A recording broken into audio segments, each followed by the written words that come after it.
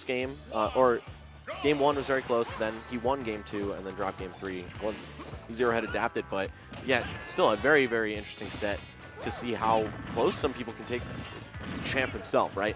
But Snakeee was able to trounce Blue, and now Dugan is going to try to get some revenge.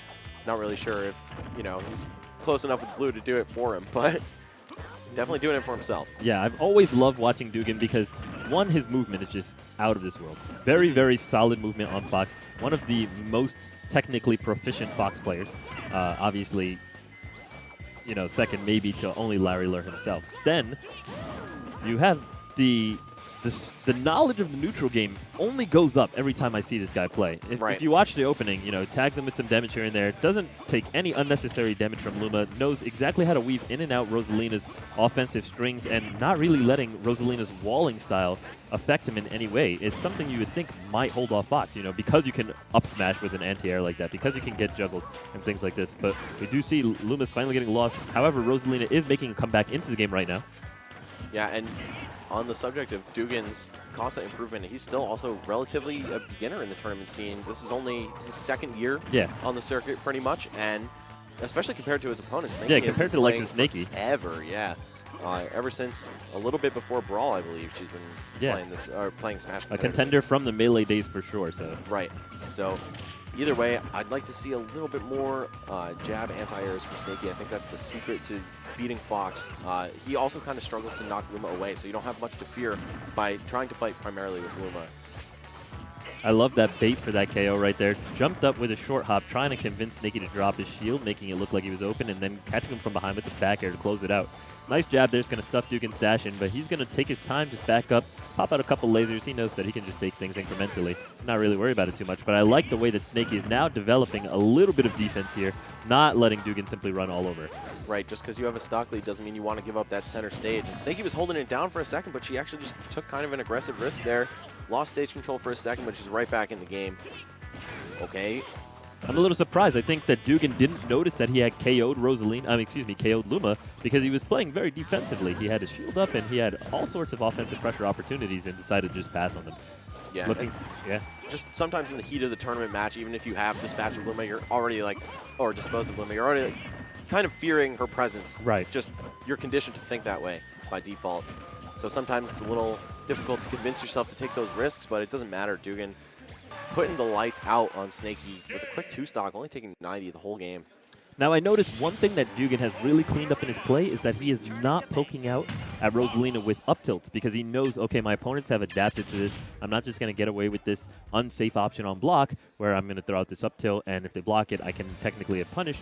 Does it set up a lot of stuff good? But he started getting out of the mentality of, okay, I'm just going to throw out a lot of, I don't really want to call it a greedier move. It's not. But it's a rewarding move exactly. That they're going to look for. Yeah. Exactly. So now he's shying away from that and really finding his opportunities in a more genuine and profound way, which is really leveling his offense. Yeah, I completely agree with that. I don't think we even saw one up tilt the whole game. Right. If anything, it's best served at the highest levels of play as like an addition to a block string to when your opponent wants to drop their shield, you frame trap them with the very fast startup of up tilt. Or as an anti-air in some situations. Right. I would like to see, oh, there we go. That was good, but that was just a clean punish, Yeah, but it's the first one of the set. Yeah, that's good. Yeah. Oh, that's a jump. Oh, and Rosa really jab here in terms of ways to get down, but Dugan not pressing the advantage fully. Now, I do like the way Dugan played out that situation, utilizing Fox's superior frame data in the close quarters to make sure he was able to capitalize as much as possible, utilizing first a jab, pushing Rosalina off the stage with the move flash, and then into the nair, getting her off the stage, and managing to convert that into the neutral air up smash is going to mean a huge advantage here for Dugan. Right. So. And the frame data disparity actually gets so much worse when Luma is out of the picture, too. Right. Goes from being a 3-frame Luma jab to an 8-frame Rosalina jab. Ouch. Yeah, you never want to be in a situation like that. But I don't know. Snakeee, if she's going to mount this comeback, it's got to be right now, because her winner's bracket life really just rests on this stock. Nice. Good punish with the up tilt there. I like it. He was considering an up tilt to lift Rosalina off the stage. You can see he put his back towards the edge. He was really thinking about it. Oh, Luma's dead. Oh. Dugan, not quite dead. Snakeee missing a big chance. If that Derek connected, I'm quite sure Fox would have been done. Good read. Lands up tilt. Tries to bait out an air dodge, not going to happen. Short hop's not going to yield anything. Doesn't get the perfect pivot on the up tilt there, so it whiffs the edge lift. Okay.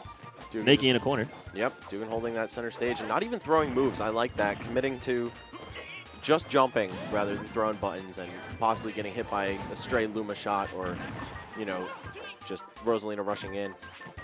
Yeah, and he's really, you know, comprehending the implied pressure that Fox presents with his speed and utilizing that to his maximum capabilities. A lot of times it just looks like, wait, why don't they just hit Dugan if he's not going to do anything? But it's just because he presents the threat of doing so many things that you never know exactly what he's going to do because Fox is very fast and Dugan is very precise. Less is more, man, and that speed isn't just on the ground either. The fast-falling speed of Fox makes it really scary when he's jumping in your face because you never know if you should block or if he's just going to land and do a quick fastball turnaround grab or something.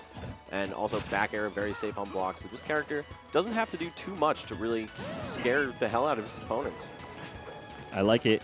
You can see Dugan just going for so many baits, jumping around, not even committing to even a back air, which would be safe on block, but just saying, I want you to move, I want you to move. And the second Snakeee flinch, there's the up smash. Dugan closes it out 2-0. Right. Another huge advantage to not pressing buttons when you're pressuring your opponent is that you have now all that much more time to throw the actual punish when you see them do something unsafe. So if you're not waiting 30 frames for your back air to end,